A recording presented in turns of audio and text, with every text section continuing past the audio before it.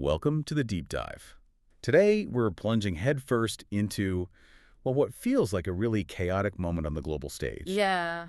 Forget that old image of, calm diplomats in quiet rooms. Picture, instead, maybe a geopolitical circus, where the usual firefighters, the mediators, seem more armed with selfie sticks and press releases than actual solutions. It's a striking image, isn't it? And it really captures something fundamental that's shifted. Definitely. What was once this delicate art negotiation feels like it's turned into a very public, sometimes performative spectacle. And that shift, it fundamentally alters the role of those traditional mediators. They've almost like vanished in some way. Vanished, that's a strong word. Well, when you connect it to the bigger picture, it reveals this genuinely precarious global situation.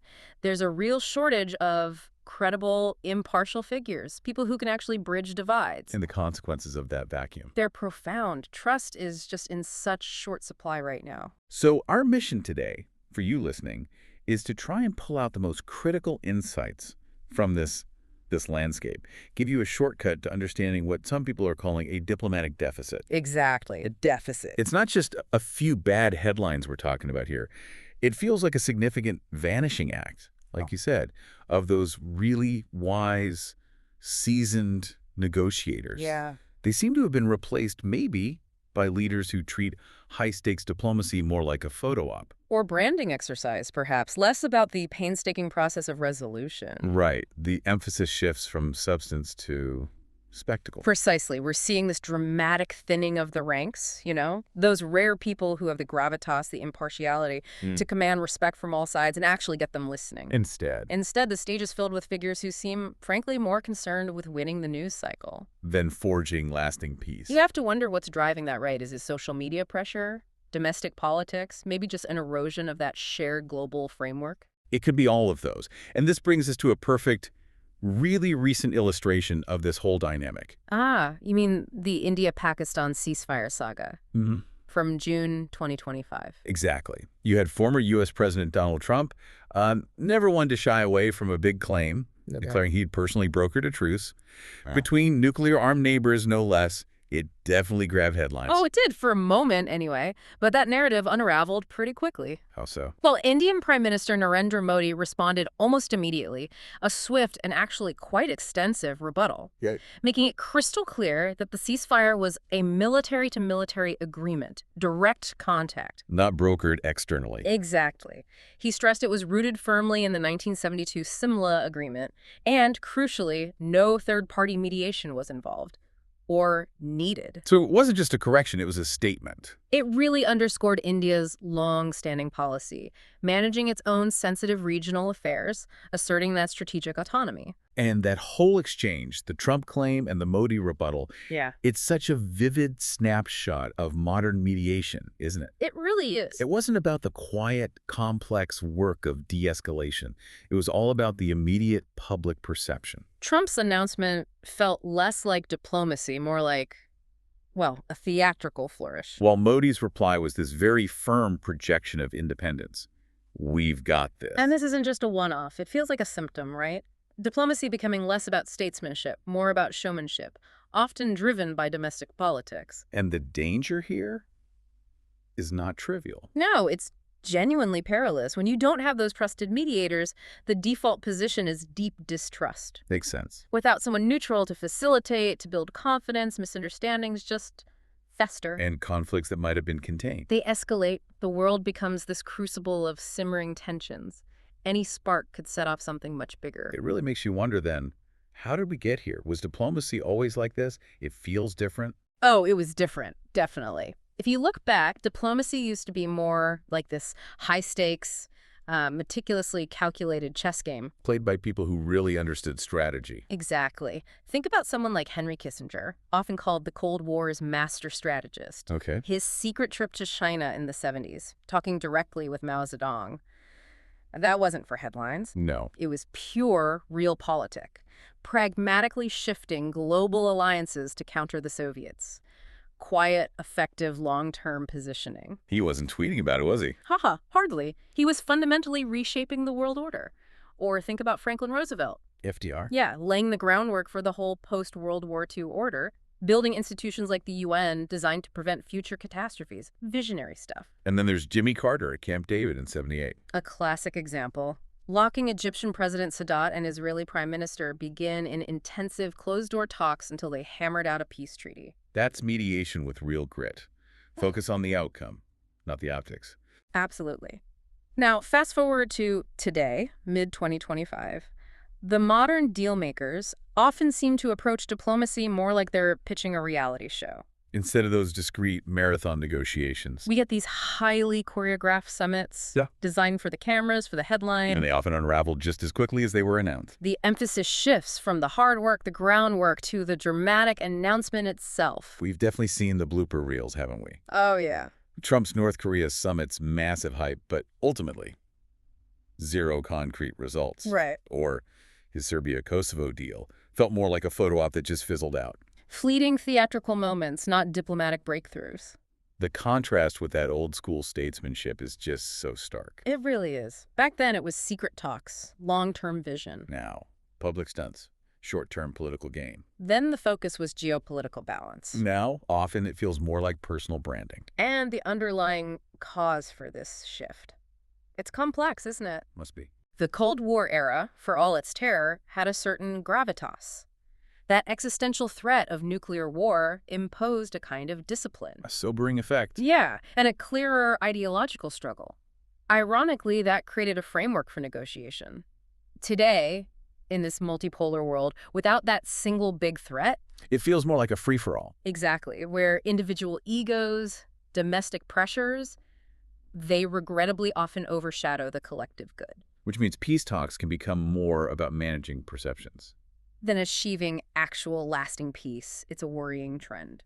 So, okay, those are the blooper reels. What does the main feature actually look like right now in mid-2025?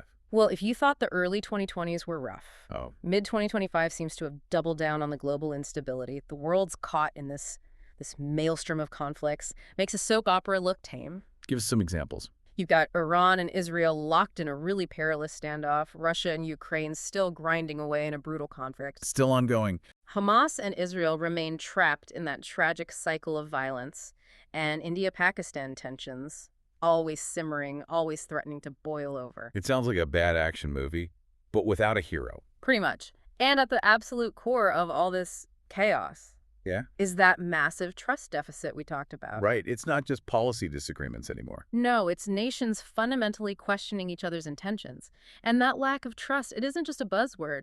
It's the critical breakdown. It paralyzes everything. Because without some baseline of trust... Negotiations stall. Ceasefires collapse. The whole idea of impartial mediation just becomes futile. And it creates that self-perpetuating cycle you mentioned. Exactly. No trusted mediators means no one can really broker peace effectively. No peace deepens the distrust. And more distrust shrinks the pool of potential mediators even further. It's like trying to fix a really complicated engine with no tools. You're just not going to get anywhere. Or worse, you make things worse. You get lost in the maze. So who is supposed to be stepping up?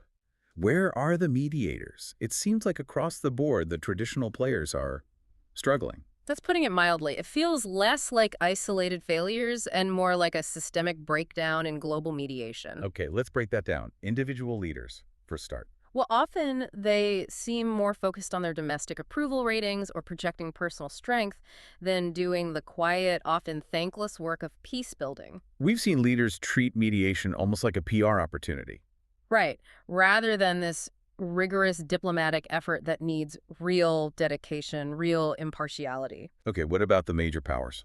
Russia. Russia has, in many instances, actively exacerbated conflicts. Supplying drones to Iran, for example. That's like throwing gasoline on a campfire. Not exactly helpful for peace. Their strategy often seems more about destabilizing the current order to their advantage rather than actually fostering peace. And China. China's focus is very much on its economic influence, the Belt and Road Initiative, strategic partnerships. It's powerful, yes. But its sort of non-interventionist policy, its relative silence on issues like Kashmir, even while being close to Pakistan, it shows a clear focus on self-interest over global peacekeeping. Okay, Europe then. They used to be a heavy hitter diplomatically. They did. But now they seem largely sidelined, reduced to issuing these cautious, please de-escalate statements. Remember the 2015 Iran nuclear deal? That was a huge European-led effort. Monumental, painstaking diplomacy. But once external pressures undermined it, Europe just couldn't pull it back together. couldn't muster the collective political will, the unified strategy to salvage it. It seems caught up in internal debates, shifting geopolitics. That swagger is gone. And the United Nations, the world peacekeeper. Consistently hobbled by its own structure, mainly the veto politics in the Security Council. Right. Resolutions on really urgent conflicts like Gaza often end up dead on arrival because of stalemates. The U.S. veto, the Russian veto. So the UN becomes Less a decisive mediator, more a high-level debating club. It lacks the teeth, the enforcement power, the unanimous backing to make change where it's needed most. What about regional players? Turkey, Qatar? They try shuttle diplomacy sometimes. They do. Think about Qatar's efforts with the Hamas-Israel ceasefire back in January 2025. Earnest attempts. They often collapse. They just lack the necessary leverage, the enforcement power. Good intentions aren't enough when you can't back them up. So it highlights that nobody, not superpowers, not institutions currently, has that magic combination: moral authority, political will, strategic muscle. It seems not. Not in a unified, effective way. And when diplomacy fails systemically like this, conflicts don't just linger, they multiply. Which brings us to, well, when all these traditional paths falter, you start to see a deeper, maybe more cynical layer to all this. Yes. The unsettling truth. While parts of the world are in chaos, some actors aren't just surviving, they're actively thriving. We're talking about War, Inc. Indeed. It raises that really uncomfortable question, doesn't it? If conflict is profitable. How much real incentive is there for lasting peace from those who gain the most? The beneficiaries are pretty clear in 2025's turmoil. The arms industry, obviously, big energy companies, the reconstruction firms that rebuild what war destroys. And numbers are staggering. Global defense spending hit, what, $2.2 trillion in 2024? Jaw-dropping. And 2025 is expected to be even higher. So war isn't just a tragedy anymore. For some, it's a business model. You could call it market-driven madness, while leaders do their summit handshakes. Powerful industries are profiting from the conflict continuing or even escalating. Why push hard for a final peace when a state of, say, perpetual low-level conflict guarantees steady revenue? It's like this awful perpetual motion machine fueled by instability. And that profit motive, it must corrode diplomacy itself. Absolutely. It can reduce it to pure theater. Yeah. Leaders jet off, shake hands, pose for photos. But is it about resolving disputes or managing public perception? Peacemaking becomes a series of photo ops, not a guiding philosophy. And the consequence. Public trust in diplomacy just tanks. Future efforts lose credibility before they even start, often dismissed as PR stunts. It's a pretty bleak picture. Yep. But is there any flicker of hope amidst all this gloom? Well, perhaps. Enter India, stepping onto the stage with maybe a different proposition. How so? Remember when Prime Minister Modi rebuffed Trump's mediation claim? That wasn't just pushing back. It was a clear signal of India's growing strategic autonomy. Right, charting its own course. Asserting its readiness to act independently of traditional power blocks. And as this rising economic and geopolitical power, India genuinely has an opportunity here to carve out a unique role as a global mediator. What would make it credible in that role, though? It needs those two key ingredients we mentioned. First, moral authority being seen as fair, principled, trustworthy by everyone involved. Okay. And second, geopolitical savvy, really understanding the complex global jungle, the nuances, the histories. Does India have that potential? Well, its history of non-alignment, its experience as this huge, diverse democracy, its growing economic ties across different blocs, that gives it significant street cred, you could say, a unique vantage point. But the challenge must be immense. Oh, huge.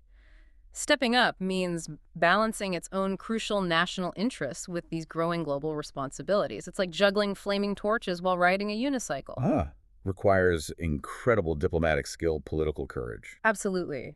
It makes you genuinely wonder, could India or maybe another rising power actually fill this void, bring back real statesmanship? Or is that just wishful thinking? Ultimately, knowledge really finds its value when it's understood and applied, right? And this deep dive, I think, really highlights how critical it is to grasp these huge global shifts. Yeah.